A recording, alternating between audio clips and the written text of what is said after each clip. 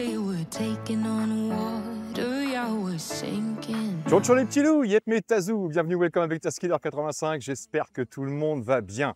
Ouais, un peu spécial cette prise de vue, mais il fallait absolument que je m'en serve. Je l'ai reçu récemment, j'en suis dingue. Je vais très bientôt vous en parler sur la chaîne, c'est un truc de malade. C'est un truc de malade, vous m'entendez?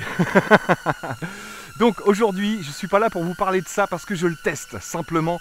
Je fais pas mal de tests, et ouais, et je peux me dépêcher, et je peux parler plus vite si je veux, et je peux avancer. C'est un truc de fou, je le kiffe. Je vais vous parler aujourd'hui d'un projecteur. J'ai testé pour vous le EasyCare IPL 610. Si je veux, je vais par là. Allez, je vais par là et vous continuez à m'écouter et vous continuez à me suivre. Non, c'est mieux si je vous regarde quand même, hein. Donc, je vais vous parler du IPL 610, mais juste avant, pensez qu'aujourd'hui, c'est le tirage au sort. Il pleut, c'est génial. C'est le tirage au sort pour savoir qui va gagner les 2 Carpuride qui étaient offerts. Donc, tirage au sort dans l'outro de cette vidéo, bien sûr. Mais vous pouvez quand même jeter un œil à cette vidéo parce que c'est plutôt intéressant. On va esquiver l'arbre là quand même. Et ouais, il y a un arbre, vous allez le voir, regardez. Il est là. Il est petit, il est pas cher, il a Linux intégré, il est en 1080p et il est compatible 4K et HDR10 bien sûr. Il prend en charge le 2.4 GHz et le 5 GHz en Wi-Fi. Il est 5.2 en Bluetooth. Il fait 600 lumens NC, 2 x 8 watts et il prend en charge le Dolby Audio. Je vous envoie tout de suite l'unboxing et juste après les petits tests que j'ai réalisés. On se retrouve à la fin pour vous donner mes plus et mes moins. Il y a du plus, mais il y a du moins. Allez, on rentre, il pleut.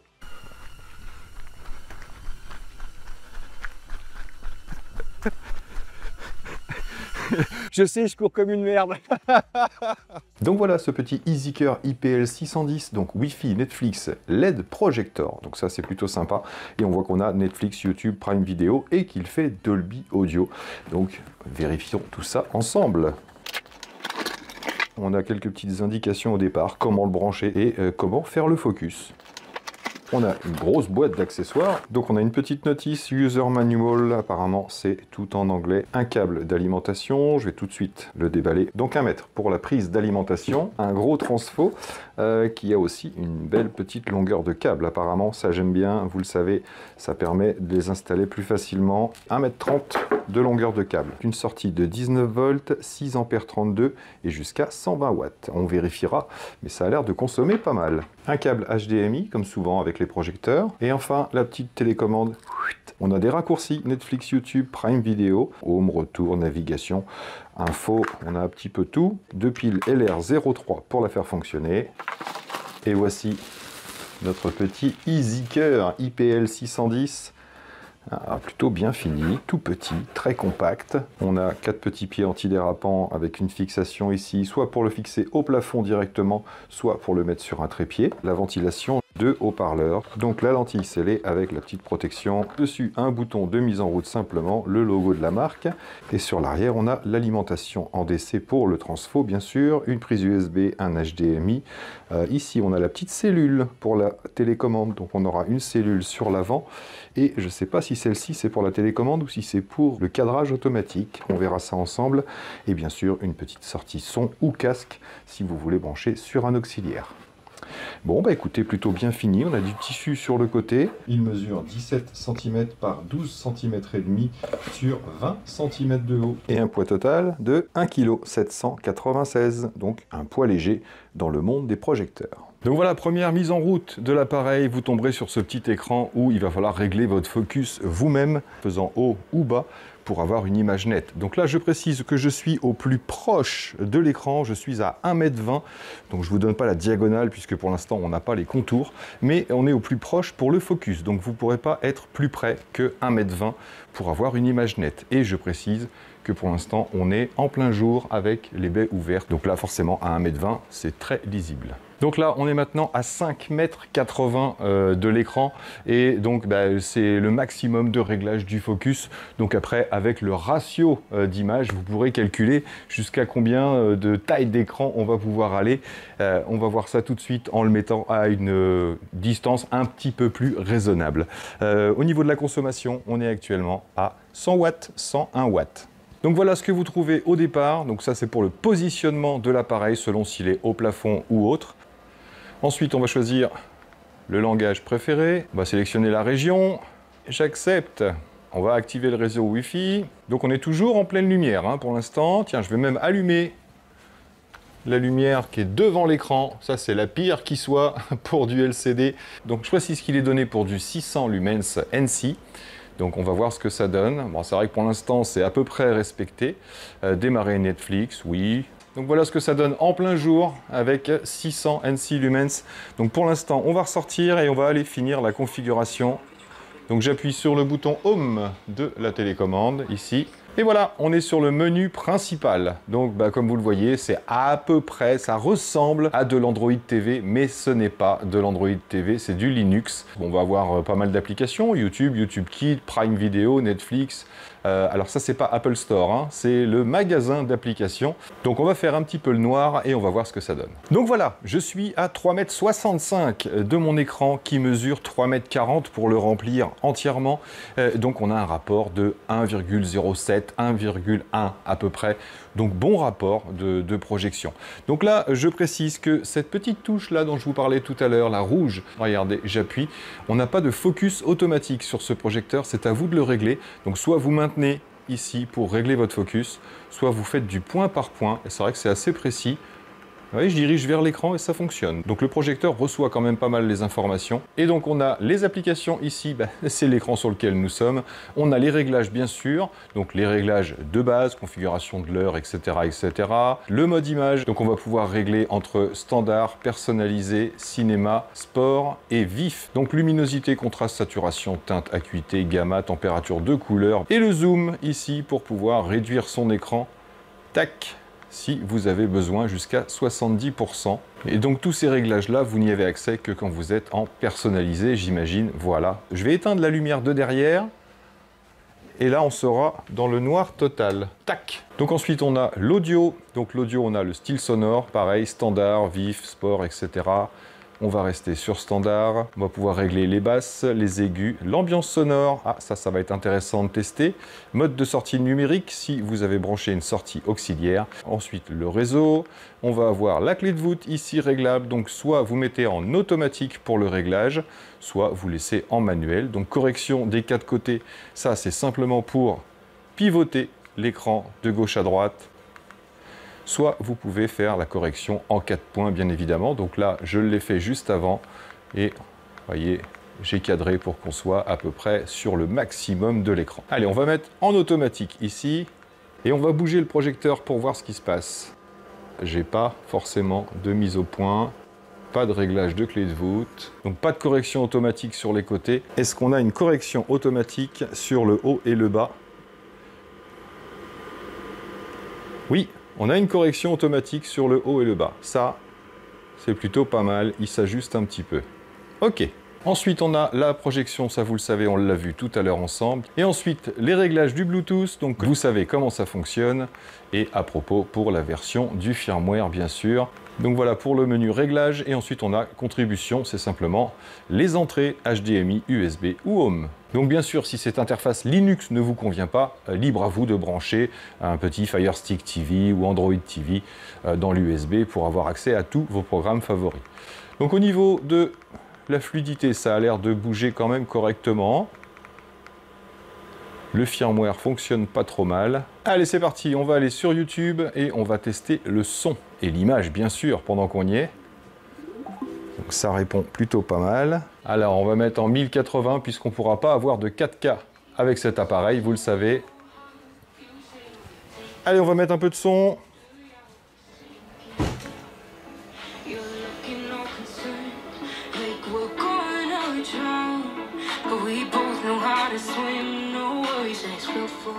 Ciao ciao les petits loups, Yet Metazoo, bienvenue welcome avec Taskiller 85, j'espère que tout le monde va bien. Aujourd'hui, j'ai testé pour vous un vélo électrique. Donc voilà, je suis juste à côté de l'appareil. Alors, est-ce que je peux aller à tout moment? Là, je suis sorti dans le menu, oui. Mais ça va pas tarder à retomber. Donc, on va tout de suite aller dans la ambiance sonore. On connaît bien. Et on va tester l'assistance électrique. On a des basses un peu plus profondes. Je vous envoie l'unboxing et le montage. Vous allez voir, il est ultra simple sur celui-là. ce sera largement suffisant pour couvrir la ventilation de l'appareil, mais par contre vous n'aurez pas de profondeur de base, ça c'est sûr et certain. Le chargeur et la prise européenne bien sûr. Le chargeur c'est un 42 volts en 2 ampères. Donc ouais, on a même une petite vibration pour recharger la batterie qui fait 12,5 ampères. Je commence par la selle, vous n'avez pas besoin de mode vous entendez? Ensuite le tube de guidon, donc vous insérez le tube et ensuite vous alignez votre guidon et vous... Je suis toujours à 50 cm de l'appareil à peu près, salut.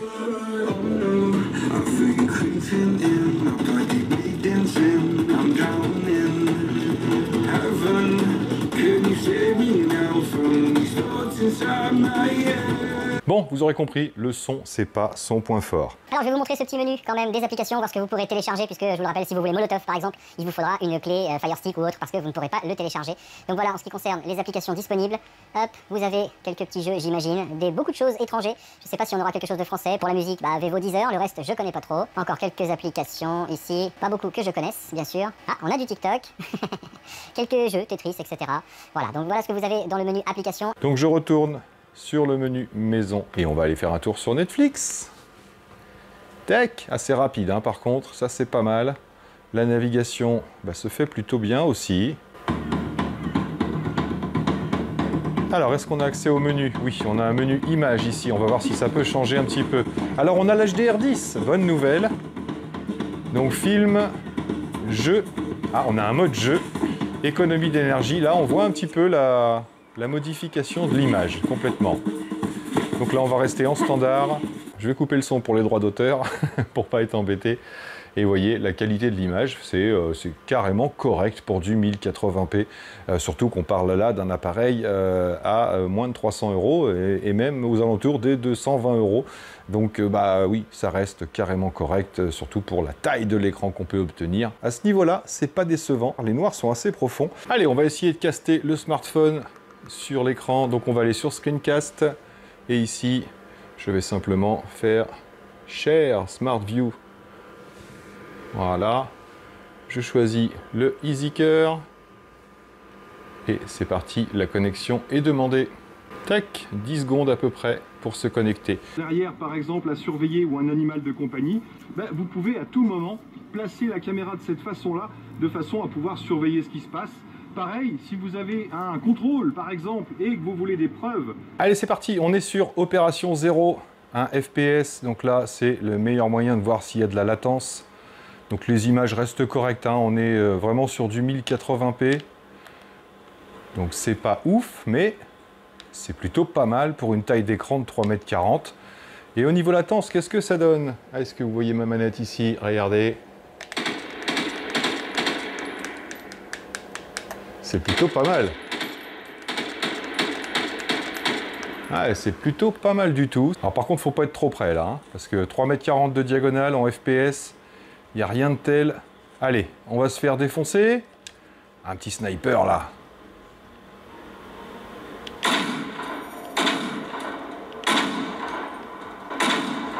Yes! Aïe, aïe, aïe, aïe, aïe, aïe. On a vraiment une très bonne profondeur des noirs, un bon rendu des couleurs. Chapeau EasyCare, là, à ce niveau-là, je suis assez satisfait. Allez, on est à bord de la Lancia Martini, la petite MJX RC. On va en voir une très bientôt, une nouvelle petite MJX. Une petite immersion.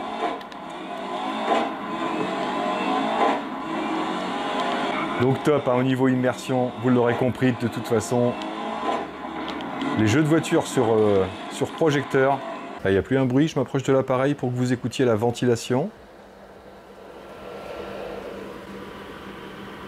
Donc ça va, c'est pas gênant, dès qu'il y a un petit peu de son, on ne l'entend plus. Donc ce petit EasyCare IPL 610, vous le trouvez en ce moment à 229 € puisqu'il y a une remise de 70 € sur Amazon Prime directement. N'oubliez pas de liker, de partager si vous pensez que cette vidéo mérite d'être partagée et surtout abonnez-vous si vous voulez voir encore des nouveautés et il y en a moult à venir et des trucs de malade. Donc voilà les amis pour ma review sur ce petit IPL 610 de chez EasyCare. Merci à EasyCare de me l'avoir envoyé pour le test.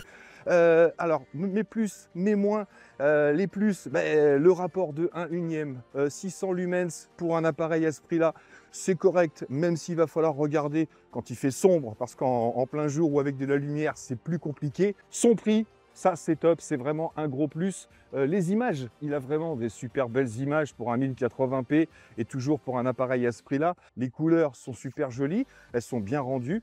Donc voilà, il ne faut pas demander non plus énormément à un appareil qui coûte moins de 300 €.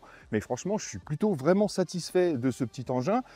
Il a le Linux intégré, il a la fixation normale, standard pour pouvoir mettre sur un trépied ou pour pouvoir le fixer au plafond. Il est compact et léger, donc ça peut être intéressant pour mettre dans une petite pièce ou une petite chambre, tout simplement. Bon, par contre, le son, c'est vraiment pas ouf. Il est suffisant, comme je vous ai dit, pour une petite pièce. Il couvre largement le son du ventilateur, le refroidissement, qui est vraiment pas très fort pour un engin comme ça. Je sais pas pourquoi je me baisse, j'avais juste envie de me baisser. Et sinon, la notice qui est en anglais et l'application. Alors l'application, ça peut être du plus, enfin le système Linux, ça peut être du plus parce qu'il y a quand même pas mal d'applications déjà intégrées comme Netflix ou YouTube. Mais l'autre problème, c'est qu'on ne va pas pouvoir y mettre tout ce qu'on veut comme application.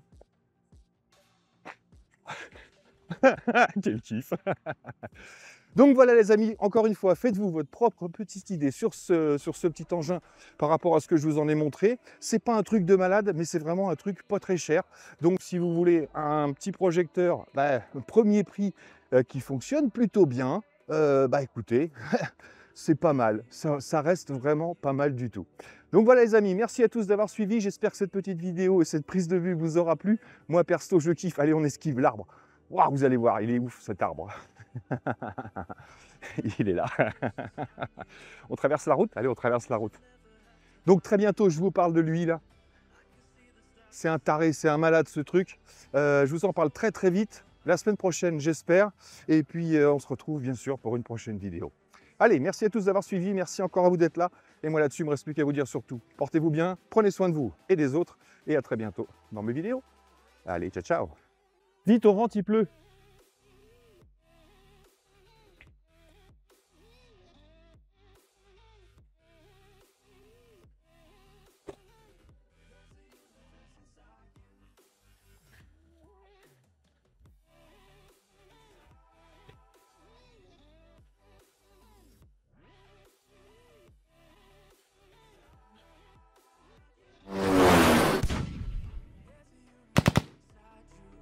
Yep les amis, on se retrouve sur la vidéo du Carpuride. Vous savez que hop, il y avait 2 Carpuride à gagner. Le tout dernier W903, celui qui a la petite caméra dessus et le DVR.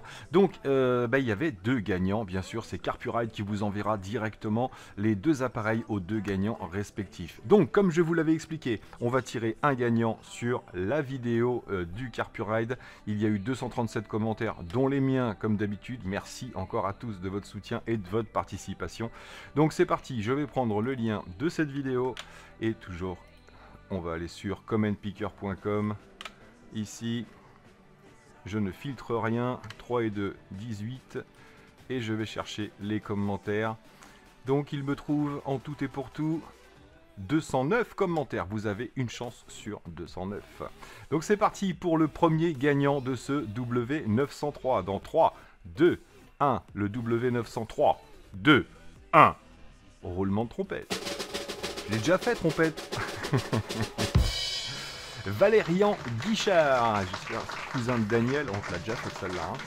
J'ai une voiture de 2005 qui n'a ni le Bluetooth ni même la clim et je me dis qu'un truc comme ça, ce serait incroyable pour la musique. Entre autres, voilà, c'est pour la musique, le GPS, tout ça.